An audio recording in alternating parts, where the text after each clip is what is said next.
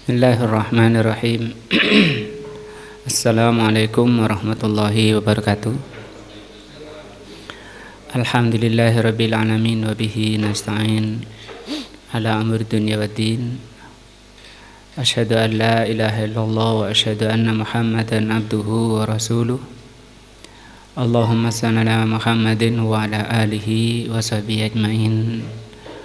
Wa ba'du. Yang lalu sudah dibahas surat Al-Falaq, yang di dalam surat ini diterangkan 3 makhluk Allah yang merusak dan semuanya dalam keadaan sembunyi, tersamar bagi manusia, yaitu di waktu malam, kemudian tukang sihir dan orang hasud atau hasad. Nah, sebelum masuk di lanjutan tafsir surat ini,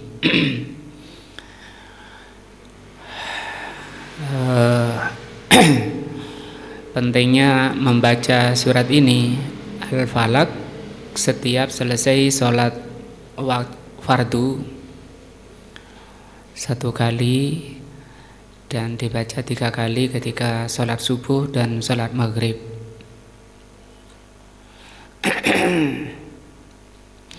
Karena kita tidak tahu, terutama ini yang ada di lingkungan kita, di sekitaran kita, banyak sekali orang-orang yang hasad, terutama ketika kita mendapatkan nikmat dari Allah, nikmat agama maupun nikmat dunia. Rasulullah mengatakan an-nikmatu mahsudun. Kenikmatan itu selalu diiringi oleh orang-orang yang hasud, orang-orang yang dengki, tidak suka. Adapun kalau ghibthah itu boleh. Ghibthah itu misalnya orang ingin seperti yang lain. Ketika orang lain itu mendapatkan ilmu, dikaruniakan ilmu oleh Allah, kemudian dia menginginkan seperti orang tersebut, itu bukan hasud, namanya ghibthah. Atau juga orang kaya kemudian bisa menggunakan hartanya di jalan Allah, dia ingin seperti itu, maka itu juga tidak disebut hasud, tapi disebut ghibthah. Kaitannya dengan orang-orang hasud di sekitaran kita, bahwa Allah Subhanahu wa ta'ala itu menciptakan makhluk itu 3. Ada yang diberi akal tapi tidak diberi nafsu, yaitu malaikat. Yang kedua, ada yang diberi nafsu tapi tidak diberi akal, yaitu hewan. Yang ketiga, ada yang diberi nafsu dan akal, yaitu manusia. Ketika akal manusia, nafsu manusia ditundukkan pada syariat Allah, maka manusia itu naik derajatnya, bisa melampaui malaikat yang tidak punya nafsu. Di tafsir surat Al-Bayyinah Allah mengatakan ulaika hum khairul bariyah. Mereka itu manusia ketika mampu mengendalikan nafsunya, ditundukkan kepada Allah, dia naik derajatnya, bisa melampaui derajat malaikat yang tidak pernah berbuat salah. Tapi ketika manusia itu tunduk pada nafsunya, maka manusia itu rendah. Summa radadnahu fi asfala safilin, kata Allah. Allah rendahkan manusia itu lebih rendah dari hewan. Yang hewan itu tidak punya akal. Nah, manusia yang ketika tidak menggunakan akalnya bisa lebih rendah dari hewan. Demikian ketika orang jauh dari agamanya, lebih jelek dari hewan. Al-Imam Ibnul Qayyim membawakan sifat-sifat hewan itu. Ada yang disebut hinziriyah, sifatnya itu hinziriyah. Sifat hinziriyah. Hinziriyah itu sifat meniru babi. Di mana kejelekan babi itu? Di sana Allah Subhanahu wa taala menciptakan pelajaran dari babi, bahwa babi itu sifatnya tidak menyukai yang baik-baik. Misalnya dikasih daging yang seger, enak, sama dikasih kotoran, maka babi itu akan milih kotorannya. Nah, sehingga dikatakan oleh beliau Al-Imam Al-Qayyim di dalam kitab Miftah Darus Sa'adah, ketika orang itu sifatnya itu ingin cari kesalahan saudaranya, melupakan kebaikan-kebaikannya, jadi yang matanya itu selalu nginteli orang, ngikuti orang, kemana saja diikuti untuk dicari ketergelincirannya, dicari kesalahannya. Itu namanya sifat hinziriyah. Apa hinziriyah? Babi, sifatnya babi. Ada lagi manusia itu sukanya sifatnya itu namanya sifat fa'riyah. Dari kata fa'run artinya tikus. Tikus itu sifat jeleknya adalah dia tidak suka kalau ada sesuatu yang bagus, yang rapi. Hanya dia suka masuk ke almari yang isi pakaian. Dia tujuannya cuma ngerusak saja, bukan butuh pakaiannya, bukan, cuma ngerusak. Atau kadang masuk ke jok mobil, ke tempat mesin mobil itu untuk mutus ini kabel-kabel itu.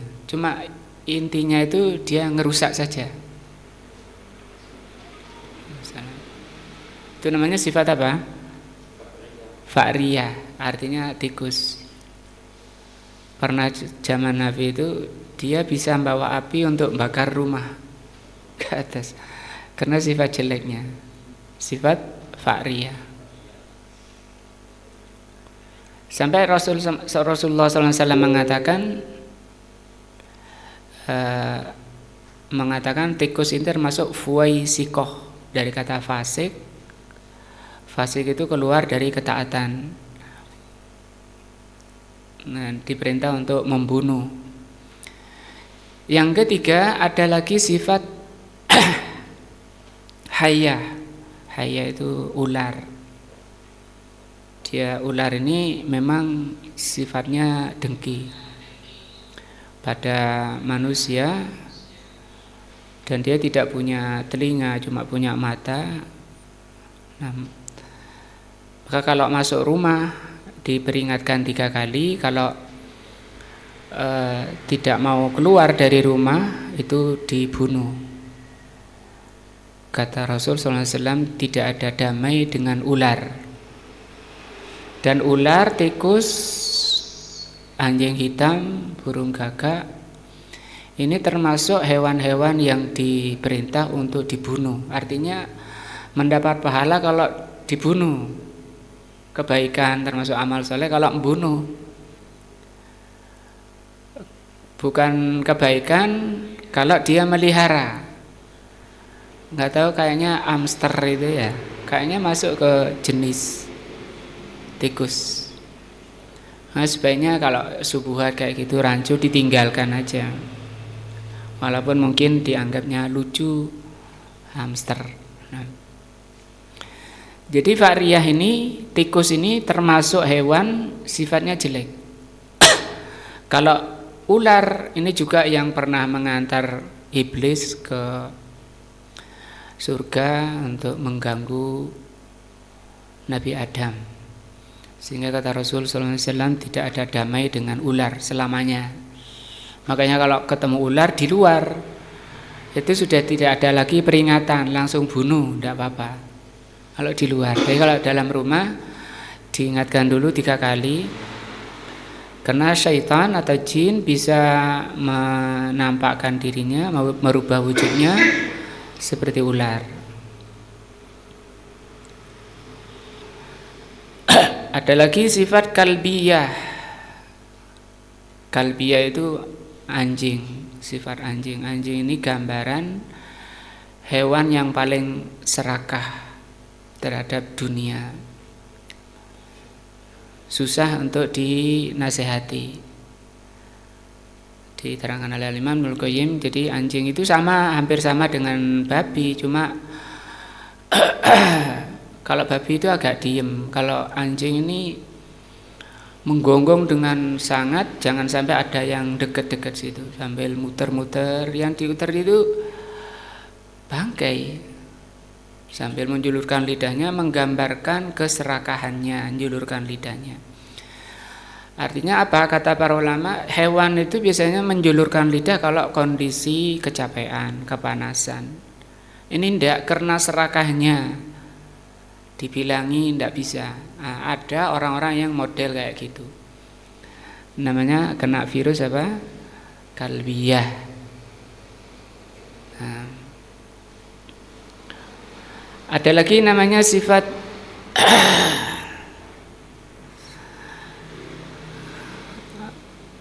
apa itu? Akrob. Akrob itu kalajengking.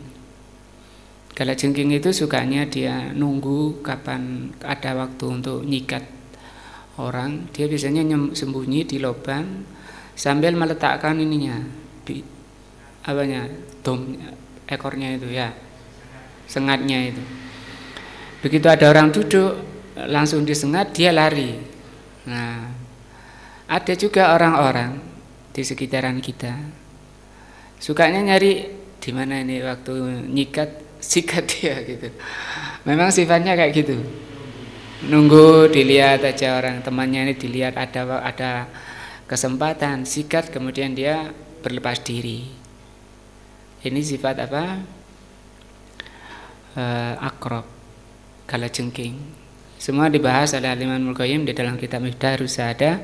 Ketika manusia tidak membina dirinya, tidak membina nafsunya dengan syariat Allah, dia turun di bawah derajat hewan.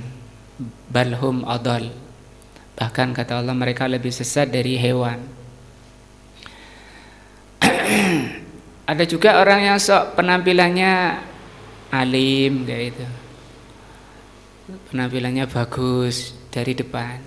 Nah, itu disebut sifat tawus. Tawus artinya merak. Merak ya? Merak itu dari depan kan Masya Allah, dari depan penampilannya indah, tapi coba dilihat dari belakang. Belakangnya kosong, nggak ada apa-apanya. Nah, kalau kata para ulama adalah ini orang-orang yang sok menjadi kismis sebelum matang. Kismis itu adalah kurma yang sudah matang dikeringkan. Nah, itu enak. Tapi ini kurma masih muda, sudah dikeringkan. Nah, karena sudah kadang viral, kadang orang baru masuk Islam, belum belajar Islam sudah dikasih waktu ceramah, diundang sini, ngisi sana, ngisi sini. Dia belum paham Islam. Akibatnya dia berpenampilan seperti taus. Nah, begitu di sekitaran kita nggak boleh suudzon, tapi ketika orang untuk mewaspadai itu, Rasulullah mengajarkan setiap selesai sholat kita membaca surat ini, Al-Falaq, An-Nas, Al-Ikhlas. Nah, 1 kali, kecuali maghrib dan subuh dibaca 3 kali. Dalam rangka ini preventif, mengantisipasi bisa jadi orang-orang mesem-mesem di samping kita, tapi hatinya ada kalbun, ya, ada apa tadi? Ada babi, nah, ada tikus. Nah, kita kan tidak tahu.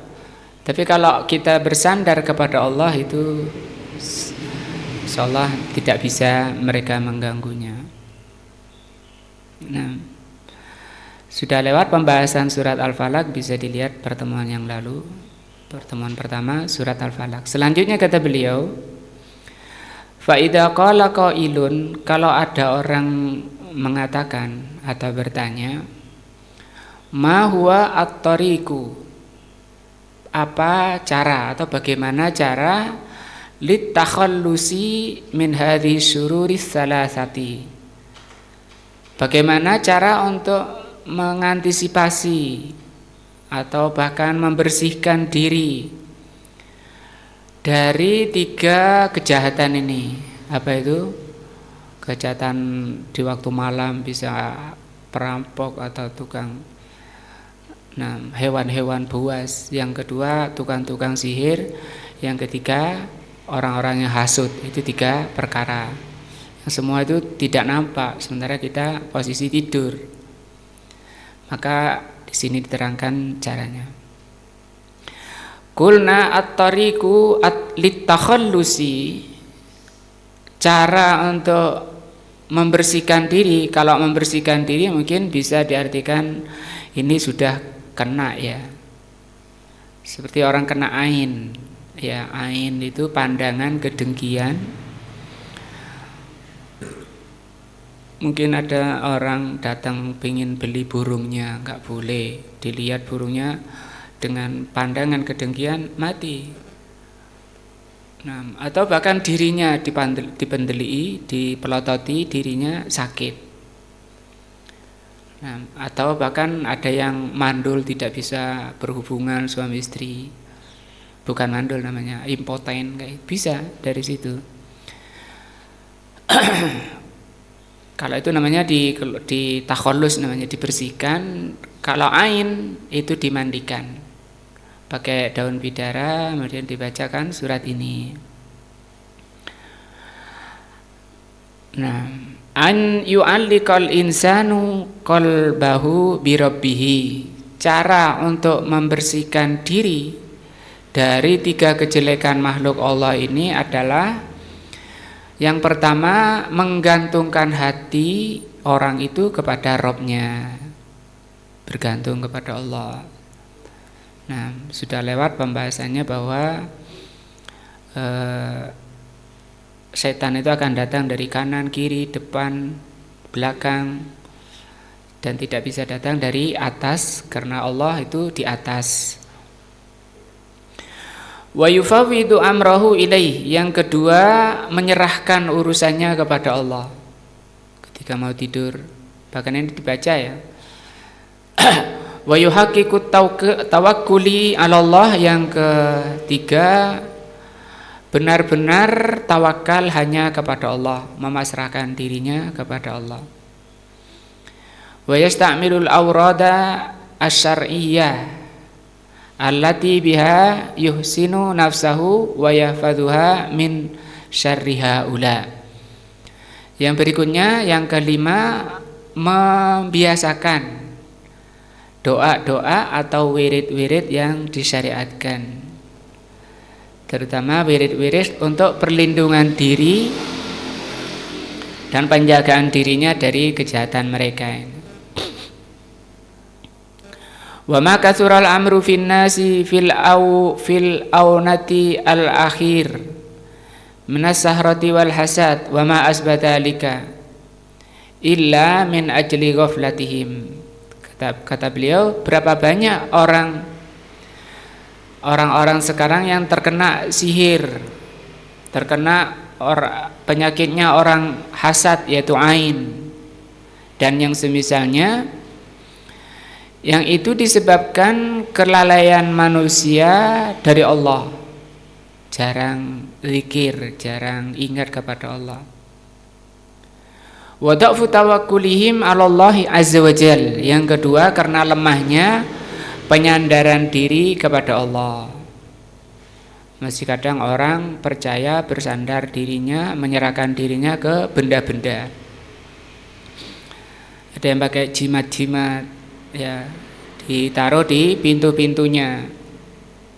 Kenapa? Untuk melindungi dari kejelekan katanya, dan untuk supaya mendapatkan manfaat. Maka itu kesyirikan. Rasul mengatakan innar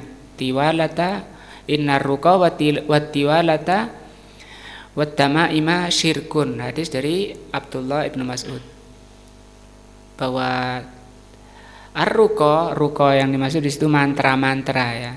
Yang habis mantra kemudian ditiupkan ke lintingan, itu syirik kata Rasul. Karena mantra-mantra itu mungkin kita tidak tahu bahasanya, tapi itu bahasa-bahasa penyembahan kepada jin. Makanya harus dihindari, seperti bim salabim, abragadabrak misalnya. Nah, yang ketiga, wakilatu istimalihim lil aurat asyariyah. Ketiga, sebab orang mudah sakit, mudah terkena sihir, itu karena sedikitnya mereka hafal dan menggunakan zikir-zikir syar'iyah. Nah, allati biha yatahassanuna, yang dengan zikir-zikir itu manusia dilindungi oleh Allah. Jadi nggak perlu ke apotik, ini nggak ada di apotik ini ya, untuk menjaga dirinya. Nah, walaupun penyakit fisik itu pun bisa disembuhkan dengan ini, karena Allah mengatakan Al-Qur'anu syifaun. Al-Qur'an itu syifa, obat. Yang zaman Nabi, para sahabat itu tidak ada rumah sakit, itu nggak ada. Sekarang kan kayak jamur gitu, banyak orang sakit. Dulu enggak, karena mereka biasa mengobati dirinya dengan baca Al-Quran. Di samping satu huruf dapat 10, mereka niatnya juga untuk tadawaw, mengobati dirinya, sehingga dijaga oleh Allah Subhanahu wa taala. Dan juga pola hidup, pola makan yang benar di bawah bimbingan syar'i. Allah mengatakan kulu wasrobu wala tusrifu, makan dan minum jangan lebih. Kenapa? Karena kebanyakan orang sakit, terutama penyakit dalam, itu karena pola makan yang tidak benar. Para sahabat itu tidak makan kecuali lapar dan berhenti sebelum kenyang. Kalau di Indonesia kan wajib kayak 3 kali ya. Sedih kalau makannya kurang dari 3 kali, sedih orang tuanya, dimarahi anak-anaknya. Dan hendaknya orang tua juga tidak sedih kalau anaknya enggak makan. Artinya di dalam pembinaan anak itu, di samping anak itu diberi makan supaya kenyang, senang, gembira, orang tua juga harus melatih anaknya lapar. Karena hidup itu isinya 2, enak dan tidak enak. Sehingga nanti dibiasakan mendidik anak itu merasakan 2 ini, tidak enak dan enak. Supaya nanti kalau misalnya ditinggal oleh orang tua, anak itu sudah terbiasa dengan yang enggak enak, enggak susah, enggak stres. Nah, bahkan Al-Imam Ibnu Rajab rahimahullah membawakan riwayat di dalam kitab Jami'ul Ulum Al-Hikam. Kalau kamu tanya kepada ahli kubur sebab kematiannya, maka kebanyakan mereka mengatakan sebab kematiannya adalah karena kenyang.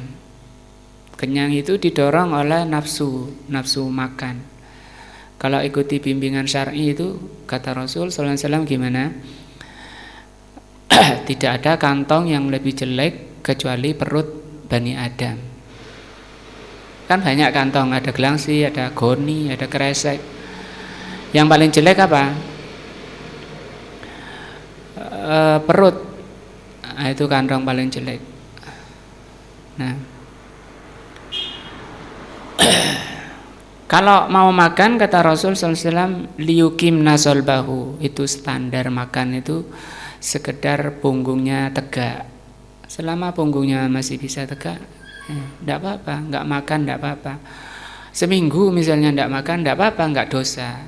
Sebulan tidak makan tidak dosa. Yang penting apa?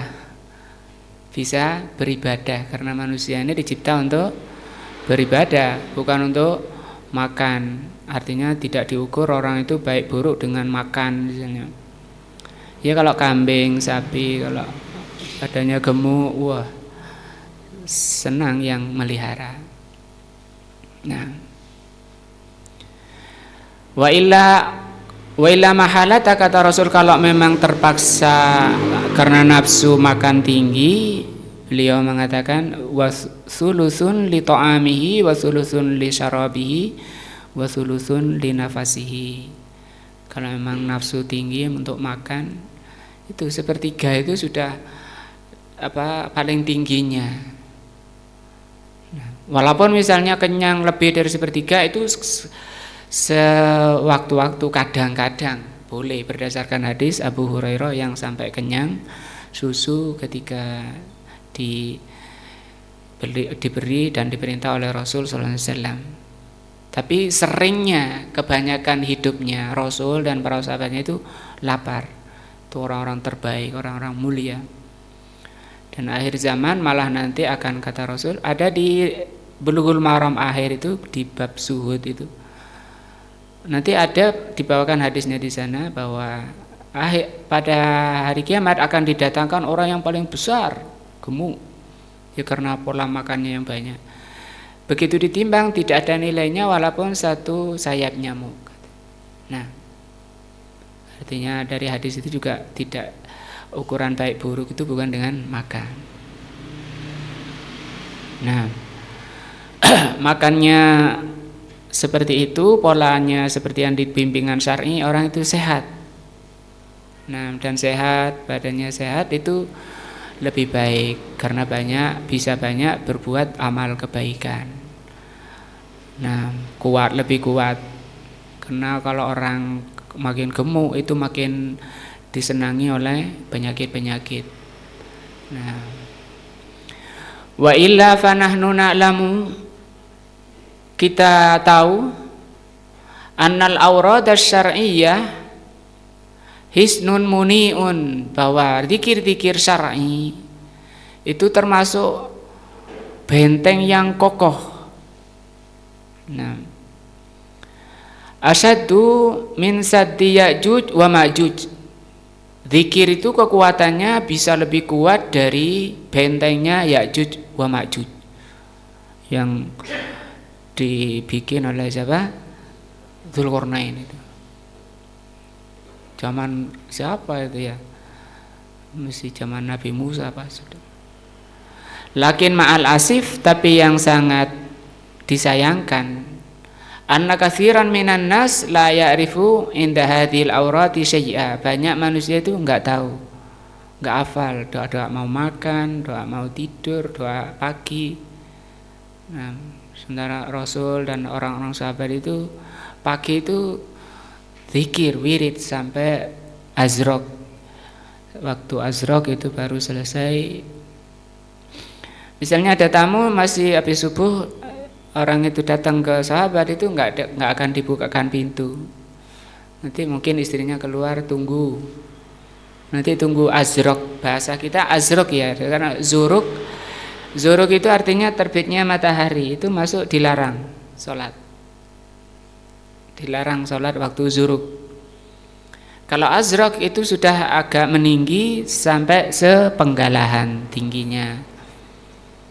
Itu apa yang dibaca banyak, coba lihat di Al-Adhkar Al-Imam Nawawi, banyak zikir-zikir pagi, sore juga. Nah, lakin ma'al asif, tapi yang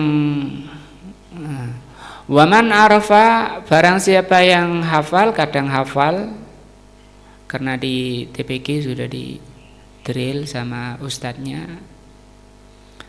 faqad yaghfilu katsiran, tapi banyak lalai. Nah, Padahal zikir ini termasuk benteng yang paling kokoh. Tapi zikir-zikir syar'iyah. Maka yang Rasulullah SAW selalu begitu. Sekali duduk, kata Abu Hurairah, aku hitung Rasul baca itu astagfirullah wa atubu ilaik sampai 100 kali.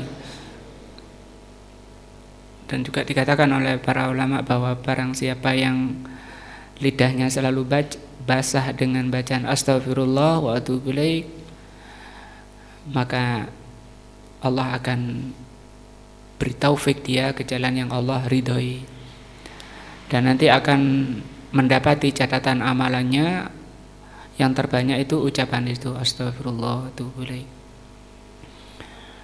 Juga ini subhanallah walhamdulillah wala ilaha illallah wallahu akbar. Empat kalimat ini hendaknya kita membiasakan diri dalam rangka untuk menjaga stabilitas iman, karena kita dalam incaran syaitan-syaitan yang sudah dibahas hadisnya, ayatnya ya, datang dari depan, belakang, kanan, kiri untuk memalingkan manusia dari jalan yang lurus.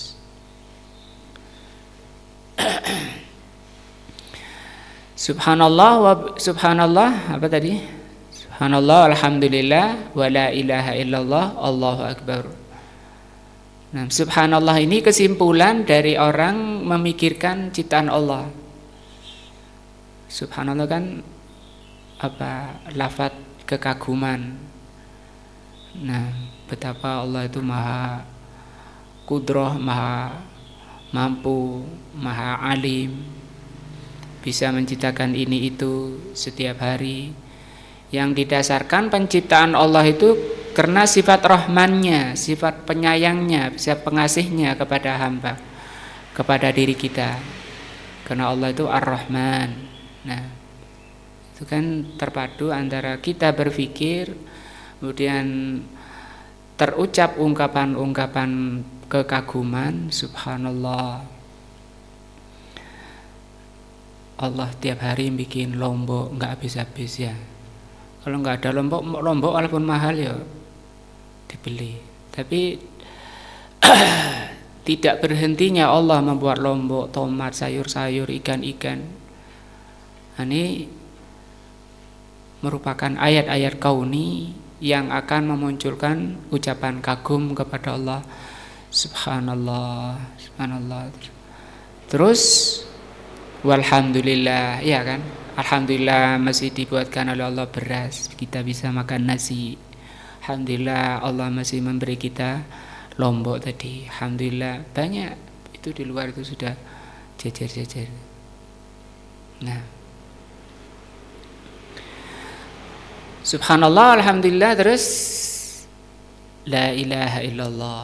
La ilaha illallah ini ucapan kalimat tauhid yang memang harus terucap, pengakuan bagi orang yang mengakui hanya Allah yang mencipta. Tidak ada yang mencipta selain Allah, dan Allah menciptakan semata-mata untuk kebaikan kita. Sama sekali tidak ada tendensi. Allah itu tidak butuh kita. Allah itu sama sekali tidak butuh terima kasih dari kita, tidak butuh syukur dari kita, tidak butuh ibadah dari kita. Yang butuh itu siapa? Kita. Artinya apa? Murni kebaikan Allah, murni kasih sayang Allah ketika Allah memberi ini itu. Nah, murni kasih sayang Allah ketika Allah lindungi kita dari kejelekan-kejelekan ini itu. Sehingga kenapa kita harus hanya beribadah kepada Allah? Karena itu Rabbil alamin, alhamdulillahi Rabbil alamin. Nah, Allahu akbar, Allah lah yang maha besar. Maka kalimat ini barang siapa yang mengucapkannya, kata Rasul, 100 kali, maka Allah akan menghapus 100 kesalahan, dan Allah akan menaikkan derajat 100 derajat. Nah,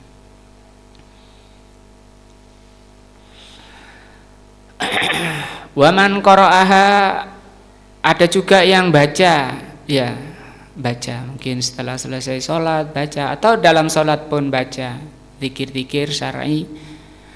Faqalbuhu ghairu hadirin, tapi hatinya tidak hadir, ya kan? Baca habis salam astagfirullah astagfirullah, tapi pikirannya ke pasar kemana. Baca subhanallah subhanallah, nggak tahu itu cuma ikut ini di tasbihnya itu, tasbihnya nyantol baru berhenti. Kalau nggak tahu sudah berapa. Walaupun tasbih sendiri Rasulullah tidak mencontohkan.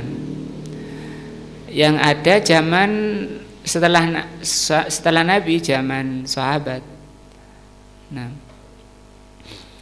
ada orang-orang yang sok ya, kita bilang sok mungkin, mengumpulkan teman-temannya sama kerikil-kerikil di masjid. Ada yang mimpin. Sabbihu, kata imamnya. Nah, mereka ngitung pakai kerikil. Subhanallah, subhanallah, subhanallah. Selesai, hamidu, pujilah, alhamdulillah, alhamdulillah. Pakai apa? Kerikil. Nah, mungkin berkembang sekarang pakai yang kayak kalungnya Shaolin itu, apa namanya itu? Tasbih itu. Tapi maju lagi sekarang pakai ini, klik-klik-klik gitu. Apa namanya? Berkembang ya. Tapi yang dicontohkan oleh Rasul sallallahu alaihi wasallam pakai jari. Cuma tidak disebutkan pakai jari, yakbidu wa yabsut, dengan cara yakbidu wa yabsut. Yakbidu itu artinya digenggam gini, wa yabsut dibuka gini. Subhanallah, subhanallah, subhanallah. Nah, dan dibaca subhanallah, subhanallah, subhanallah, hadir hatinya. Kita sering dapati hamlah, hamlah, hamlah, hamlah, hamlah, hamlah. Apa ini yang dibaca?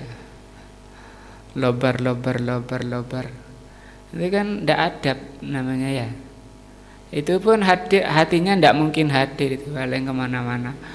Sambil kepalanya goyang-goyang. Siapa yang ngajari zikir? Goyang kanan kiri. Nah, tidak ada tuntunan dari Nabi. Maka akan berfaedah besar zikir-zikir itu ketika ini bacaannya benar, satu antara ucapan lisan dan hati. Karena di sini ada 3 ya, ada yang lisannya saja hadirnya kosong, ada yang hatinya zikir lisannya enggak. Nah, ada yang madu yang terbaik itu bersatu antara lisan dan hati. Wa kullu hadza naqsun, semua ini adalah kekurangan. Semua ini tadi apa? Mulai tidak hafal, ada hafal tapi lalai, ada yang tidak lalai tapi cuma lisannya saja. Sampai dalam sholat pun banyakkan orang itu lalai. Allahu Akbar, hatinya pergi, sehingga yang sholat badannya saja.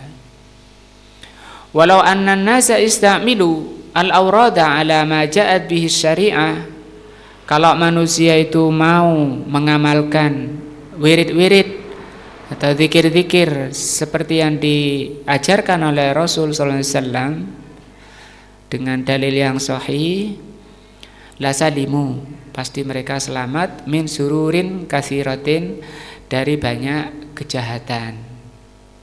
Nah, tapi ya dipaskan dengan dalilnya. Kan kadang kita dengar astagfirullah habis salat ya, astagfirullahalazim, astagfirullahalazim.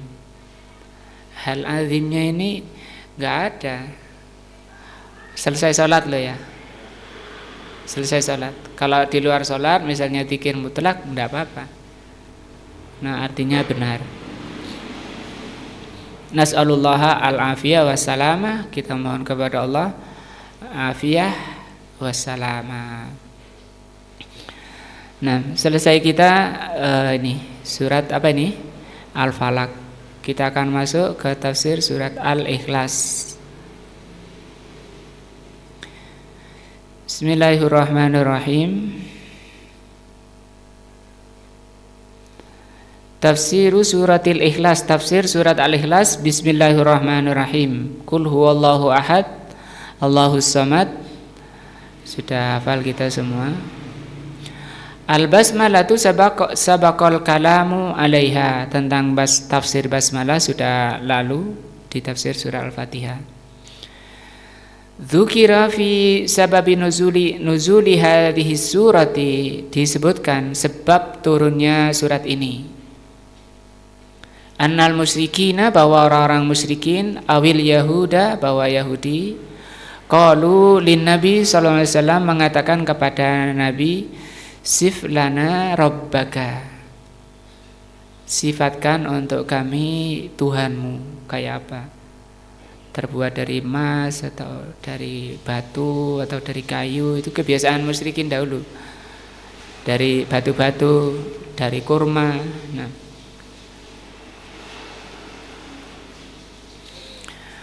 fa'anzalallahu hadhihi surata, maka Allah turunkan surat ini. Nah, kul, katakan, al-khitab lirrasuli alaihi salatu wassalam. Khitab dari kul ini yang dituju adalah Rasul alaihi salatu wassalam. Pertama, walil ummati aidan, dan juga kepada umat. Huwa Allah, huwa Allahu ahad, huwa Allahu ahad. Huwa dhamiru sya'an indal mu'ribin. Dhamiru sya'an itu kata ganti penjelasan.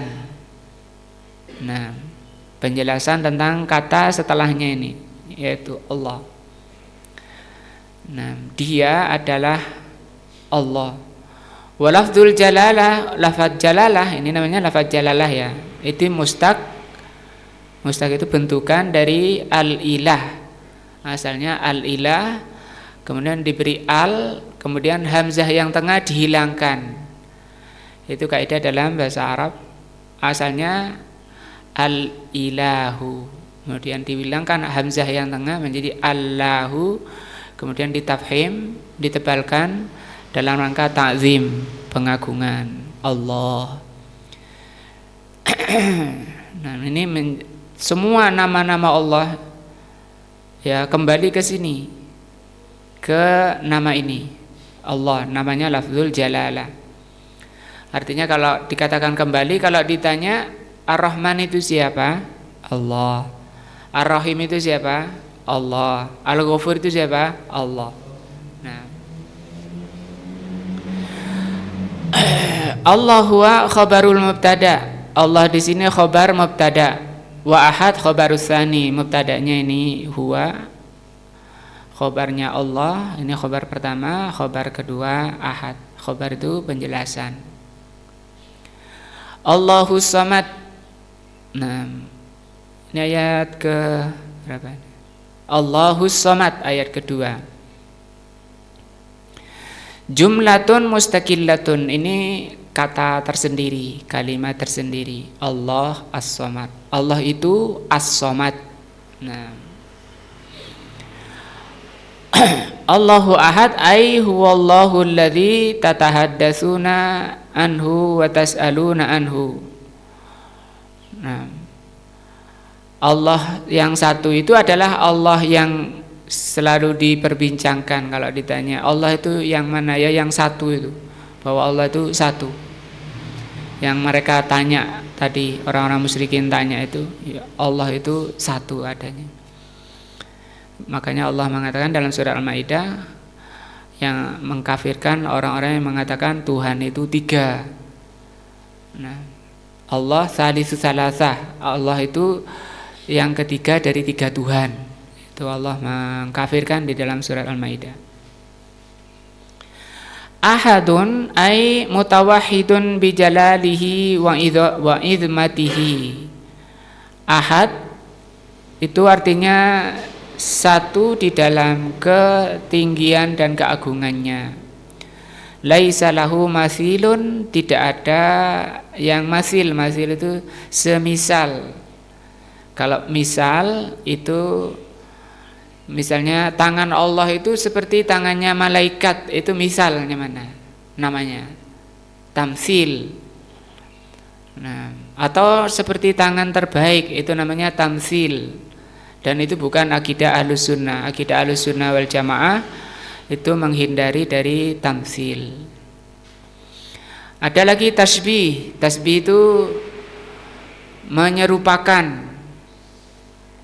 Nah, disamakan dengan tangan siapa yang diserupakan. Nah, walaisa lahu syarik, Allah maknanya ahad ini ya. Tidak ada bagi Allah itu sekutu. Bal huwa mutafarridun bil jalali wal izmati azza wa jal. Bahkan Allah itu sendiri keagungannya, kemuliaannya. Satu.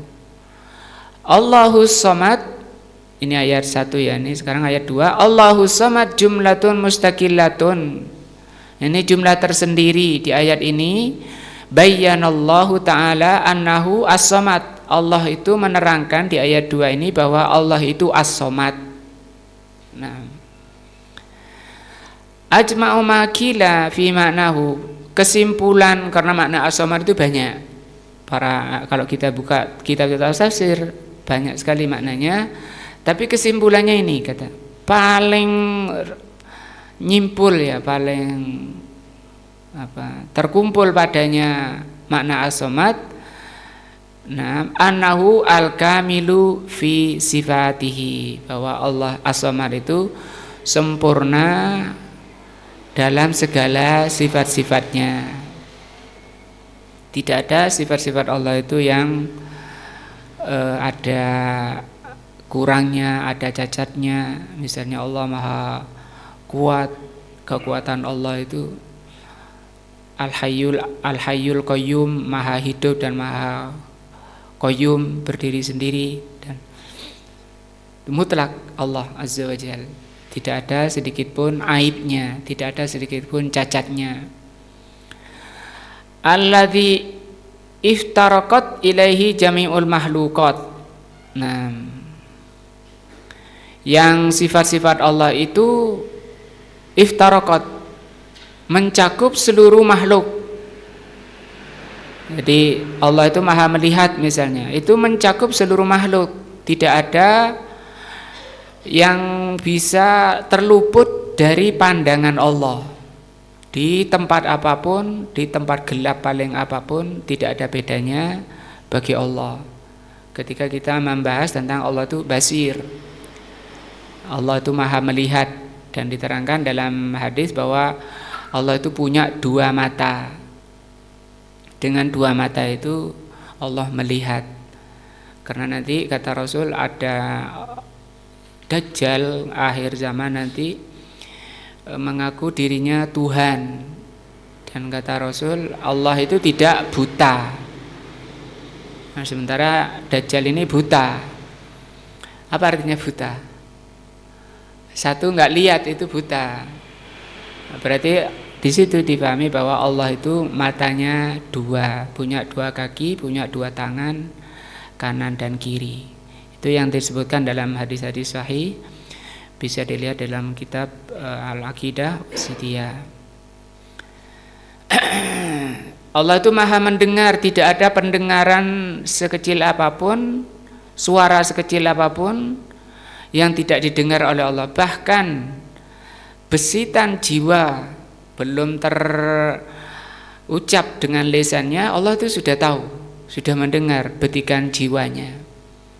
Nah, betikan jiwa manusia itu Allah Maha mendengar. Cuma tadi ketika kita mengatakan Allah Maha mendengar, apakah kita mengatakan Allah punya telinga?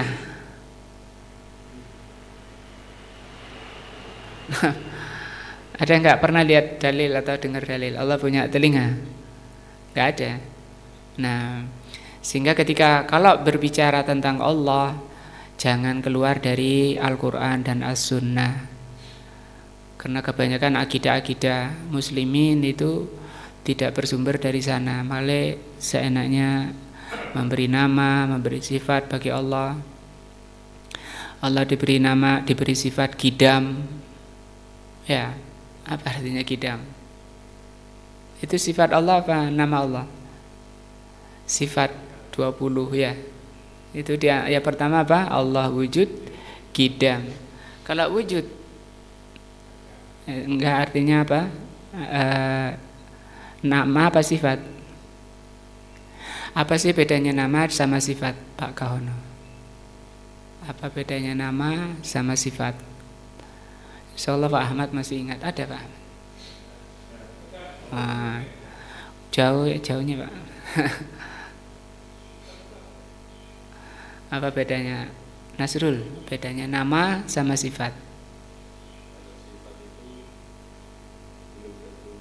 Nah, kalau nama pasti mengandung sifat. Nah, seperti Allah itu murka, tapi tidak ada nama Allah itu sahid, maghdib misalnya. Kalau maghdub itu sifat bagi Allah, bukan nama. Tapi kalau nama Allah itu pasti mengandung sifat. Di sini sifat Allah itu mencakup meliputi seluruh makhluk. Adapun zat Allah itu tinggi di atas arsy-Nya. Tinggi di atas arsy. Allah itu tinggi di atas makhluknya. Ada ayat-ayat mengatakan Ar-Rahmanu 'alal arsy istawa. Sehingga karena banyaknya ayat-ayat dan itu sudah disepakati salaf, para ulama seperti Al-Imam Abu Hanifah mengatakan kafirnya orang yang mengingkari Allah di atas. Nah, atau bahkan mengatakan orang-orang ateis ya, akidah ateis mengatakan Allah itu tidak di luar alam, tidak di dalam alam, tidak di atas alam, tidak di bawah alam. Nah, maunya mengatakan Allah itu tidak ada, cuma enggak berani terang-terangan. Adapun akidah yang ahlu sunnah salaf diterangkan dalam banyak ayat dan hadis, Allah itu di atas ars. Di atas ars ini kan di ayatnya Allah itu menciptakan langit dan bumi selama 6 hari ya. Tsummastawa 'alal ars. Kemudian Allah itu istiwa di atas ars. Lah kalau ditanya sebelum menciptakan langit dan bumi, Allah di mana? Di mana Mas Andi? Di mana? Banyak ayat-ayatnya. Sabbihisma rabbika al-a'la. Maha suci Allah al-a'la. Apa al-a'la? Yang tinggi di atas. Sebelum menciptakan arsy, Allah itu sudah di atas, tinggi di atas arsy. Terakhir surah ayat kursi Pak Kahono, ayat kursi. Bahwa al-aliyu al-azim. Allah itu al-ali. Apa ali? Tinggi di atas arsy-Nya. Itu zat Allah. Kalau sifatnya mencakup seluruh makhluk. Tidak ada yang terluput dari pandangan Allah. Tidak ada suara yang tidak terdengar oleh Allah Subhanahu wa taala. Faqad ruwiya an Ibni Abbasin, telah diriwayatkan dari Ibnu Abbas, annas-samada, bahwa samad, as-samad huwa al-kamilu fi ilmihi, sempurna di dalam ilmunya. Nah, ilmu Allah itu sempurna, meliputi perkara yang sudah lalu, yang sedang dan akan datang. Allah itu tahu secara global dan rinci. Berapa orang yang mau masuk surga nanti, namanya siapa saja, itu Allah tahu, rinciannya juga tahu. Siapa orang yang mau masuk neraka besok, namanya siapa saja. Nah, secara rinci Allah tahu. Nah, namanya azali abadi. Azali itu tidak berpermulaan, abad artinya tidak berpermulaan, tidak diawali dari bodoh. Kalau manusia kan bodoh, baru belajar, setelah itu hilang kebodohannya. Abadi artinya tidak mengalami lupa. Kalau manusia kan lupa, pikun dan seterusnya. Itu ilmu Allah al-alim. Al-kamilu fi hilmihi, Allah itu maha sempurna dalam hilmnya. Hilm itu tidak ngawur, lawannya tois, ngamuan misalnya, sumbu pendek, ini namanya tidak hilm. Dan ini biasanya orang yang kuat, tidak mentang-mentang karena kuat seenaknya, tapi penyayang, santun, itu hilm. Al-kamilu fi izzatihi, maha sempurna izzahnya, kemuliaannya. Al-kamilu fi kudratihi, sempurna dalam kudrahnya. Ila akhiri ma dzukira fil athar, sampai terakhir yang disebutkan dalam athar. Wa hadza yakni, dan ini as-samad ini, annahu mustaghnin an jami'il mahluqat. Nah, bahwa Allah itu tercukupi dari seluruh makhluk. Sama sekali Allah itu tidak butuh makhluk. Walaupun dikatakan Allah itu di atas arsy, karena kadang banyak orang itu Allah di atas arsy, oh, berarti Allah itu duduk di atas arsy. Enggak, siapa yang bilang duduk? Allah itu bersemayam di atas arsy. Siapa yang bilang bersemayam? Karena orang gambarkan bersemayam itu bersila, ya. Nah, itu penafsiran karena berangkat dari kamus mungkin bahasa Indonesia. Tapi kalau dilihat di tafsir, tidak ada penafsiran Allah itu duduk di atas arsy, Allah itu bersila di atas arsy, semayam di atas arsy, itu enggak. Istawa itu maknanya tinggi, istaqor wa'ala, berada tinggi di atas arsy. Tidak berarti kemudian kalau arsy-nya hilang Allah jatuh, itu enggak ada pemahaman seperti itu dalam Ahlus Sunnah. Sehingga Ahlus Sunnah itu dengan jelas dan tegas mengatakan Allah itu istiwa alal arsy, tinggi di atas arsy, karena ayat-ayat dan hadis-hadisnya. Setiap sepertiga malam terakhir turun ke langit dunia, menyeru 3 seruan, barang siapa yang minta akan diberi, yang minta ampun akan diampuni, yang berdoa akan dikabulkan. Maka Allah itu mustaghnin, maha kaya dari seluruh makhluknya, tidak butuh makhluk. Ada hadis juga, ada hadis sahih juga, kalaulah sekiranya seluruh makhluk ini kufur kepada Allah, itu tidak sama sekali tidak akan mengurangi kebesaran Allah.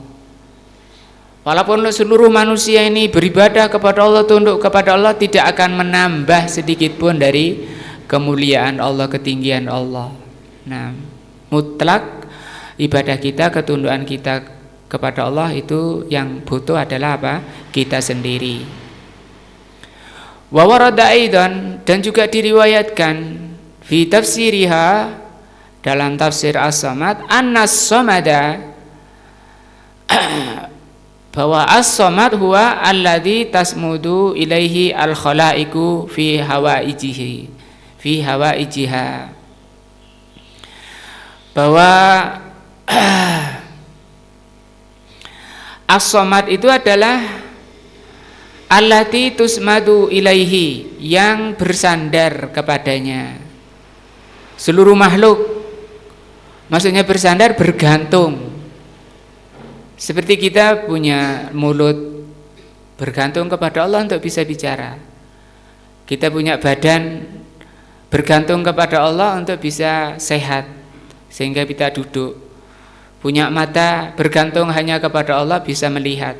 Artinya ketika oleh Allah dilepas kenikmatan-kenikmatan itu, kenikmatan mata dan melihatnya, kenikmatan mulut dan bicaranya, kenikmatan badan dan kesehatannya, manusia itu rusak, ya.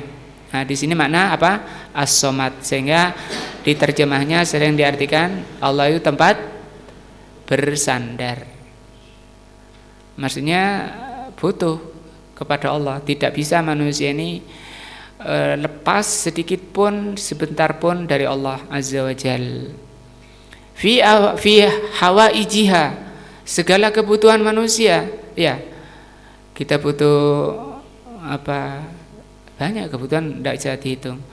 Wa hadza yani, ini anna jami'al makhluqat, bahwa seluruh makhluk, jin, manusia, malaikat, muftakirratun ilaihi, semua butuh kepada Allah. Nah, dan ketika kita merasa butuh kepada Allah, maka kita akan kembali hanya kepada Allah, meminta hanya kepada Allah, bersandar hanya kepada Allah.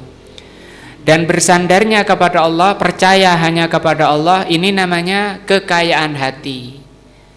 Jadi orang kaya itu orang yang paling fakir kepada Allah. Orang fakir kepada Allah dialah orang kaya. Sehingga kata Rasul sallallahu alaihi wasallam, laisal ghina bikasratil arad. Orang kaya itu bukan diukur dengan banyaknya harta, walakinnal ghina ghinan nafs. Orang kaya itu adalah kaya jiwa, kaya hati. Wa ala hadza fayakunul makna al-jami'. Dari ini maka makna yang global, makna yang mencakup lis-samadi, tentang as-samad, Allahu samad, huwa al-kamilu fi sifatihi, yang maha sempurna tentang sifat-sifatnya. Alladzi iftaqarrat ilaihi jami'ul makhluqat, yang bergantung hanya kepadanya seluruh makhluk.